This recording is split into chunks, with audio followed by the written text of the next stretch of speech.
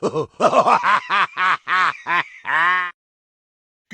morning, YouTube. This is Manon with George Page, aka the Emperor of WMA Talk, coming to you live on YouTube. Well, folks, we just got a few more days and we're starting into the new year. And I'm telling you, times are changing and I'm also changing. And there's some things in my life that's about to make some major changes. But, besides that, as you know, I'm trying to do a little bit more content on women in WMA.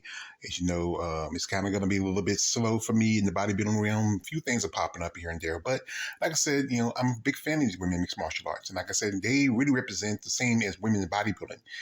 As I mentioned before, not as much respect, not as much opportunities, and also not as much money compared to the men.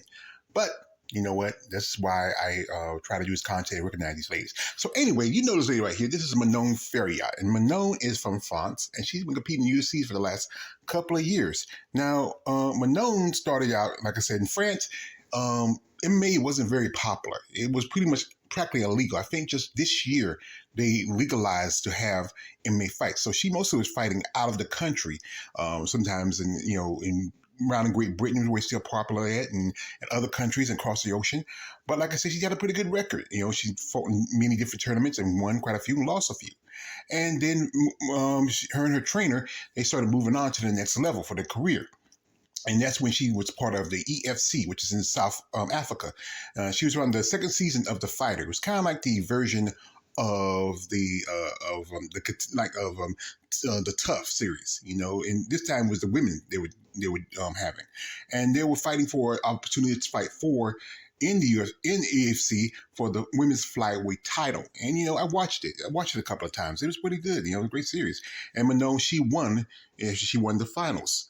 And she really put on a performance. I mean, her opponent, she was pretty good, but Manon was just better. And then she got the shot for the title against the double champ. That's Amanda Mad Dog Lino. And these two, I saw some clips of the fight. These two really were aggressive. I mean, but Manon, she was just dominant, So she became the new EFC flyweight champion. And she fought a few more fights in UFC, defending her title. And after that, she moved on to another organization, which was the UEA, which is Warriors, which is in the Middle East, around Dubai and also in Dubai. And her title fight was against Karina from Wa, I believe that's her name is, and she dominated that fight. At the end, it ended with a stoppage in the third round, and she became the new women's UAE Warriors champion. And after that, she really got opportunities, because that year, as you know, was in 2020, where the pandemic was very hard, and a lot of fights and events were almost canceled. But the UFC was over there, because I remember I was watching the video where her fighting Karina.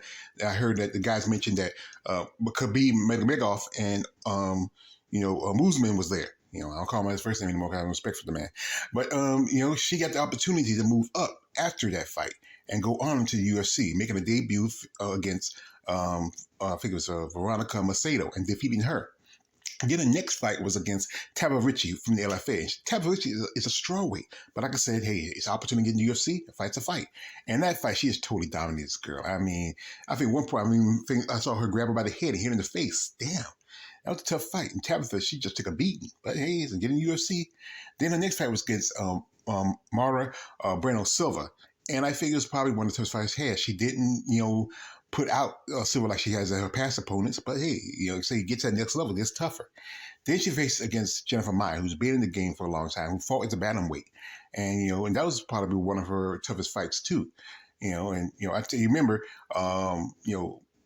Jennifer fought Valentina about a year or so ago for the title. And everybody keep talking about that first round that Jennifer had, but the rest of the next 4 rounds, Jennifer was getting dominated. And then, it wasn't, as Valentina is the women's flyweight champion. And this is when she was at the opportunity to fight against Nico. Nico, I think she turned the limit tail and ran. And then she became title when she defended and went against Bojangacek. And then she had her first title defense against Jessica Evil Black Eye. And this, I love this. that girl laid out. And then, have Lauren Murphy, who's been in the game quite some time. We fought people like Sarah Mann and also Shaking. Her list is long because she was a bantamweight, but now she's a flyweight. And she was talking about how Manon is scared of Valentina. And I think she might be scared of Valentina. Manon, like I said, Lunch Lady Murphy, she fought people like Roxanne Modafferi, had an opportunity to fight for the title, but she turned it down. She fought JoJo No Longer Calderwood Wood, and she turned it down. And next thing you know, she gets the opportunity to fight for the title, but she gets smoked. I mean, she gets smoked. I got to give this to Lunch Lady Murphy. She did step up like other people who were afraid to fight Valentina. And then you had Katie Shishagian, the blonde fighter, who fought also Lauren Murphy, and she got smoked. I mean, but she also fought Manon too. And Manon, her fight wasn't as, competitive, in my opinion. I mean, it was kind of, it was a split decision. But like I said, Jakagian is a tough customer in some ways. And then, if you remember, Valentina took her out like nothing. She knocked her out and crucifixed her and just beat her down. I mean, and can't forget, she also lost to Jessica Andrade. That Manon was supposed to fight, but that's why Jakagian stepped in. And, and she has potential. But I think after this fight, she had an injury, and she just had to recover from surgery. And, she's talking about fighting Rose Namajunas at 115 or having Rose go up to 125. But Rose not going to go at 125 because, like I said, she's good friends with Valentina. And Valentina and her spar together. And she knows how this girl, fights and trains. So I don't think she wants to go 125. She, after her loss, taking that loss, that sloppy fight against Carla Esparza was just disappointing. But, Rose is bouncing back. Like I said, I'm a fan of Doug Rose. I don't like some of the politics and stuff, but I'm still a fan. And, she won, and there's talk of her and maybe Wally having a third fight. Because, Wally's a champion again. And I think Wally wants a piece of Rose because she's the one that dominated her twice in her last two fights. And, but there's Alexis Grasso, who's also a scared little girl, who's not, who's want to say, I want one more 5-round fight. What's going to make a difference? As you beat also JoJo No Longer Calderwood Wood. And then also, you beat Viviana Araujo, and you put on a good performance. So why you need another fight, Alexa? And then as we have the upcoming fight between, Erin Blanchfield and Toledo and Talia Santos. And this is a fight I think people are waiting to see because right now they talk about miscommunication translation because her trainer, coach, and also a translator and also a lover was the one who did a lot of translating. But the fact is, this fight has to happen, but we have to wait to see how long it's going to take for, Manon to recover. But like I said, hey, you come into the UFC, this is the big time. And you're still, she's just in her mid-30s. You have a short lifespan, especially for women in MMA. So she should really think about it. Go ahead, take the fight. Once you recover, because Valentina's waiting for an opponent. That's why she reached out for Alexa, because everybody else is not ready. I mean, truthfully, Santos still compromised, in my opinion, because she didn't take the surgery to fix her eye. Erin Blanchfield's not ready. Everybody else is not ready. So it has to be Alexa. That's it, because Manon is going to take a while to get fully recovered. So whoever else is. But like I said, when you get recovered, take the opportunity, because hey, yes, you're going to get beat. You're going to lose. Your skill set is it's decent, but still compared to Valentina, it's limited. So, truthfully, take the beating, get paid, and just enjoy yourself. And buy yourself a new hat. Take off that silly ass hat. Look like some kind of a Mormon, farm girl or something. I mean, crazy. But anyway, like I said, is Manon scared? I believe so. Everybody else is except for Talia Santos, who've been calling out for a rematch, but Talia has to get past Erin Blanchfield. And also she has to at least put on dominant force to be worth a rematch. But every now, I think the thing is, we all know the UFC has a particular liking to certain women, especially if they are the blonde, blue-eyed type.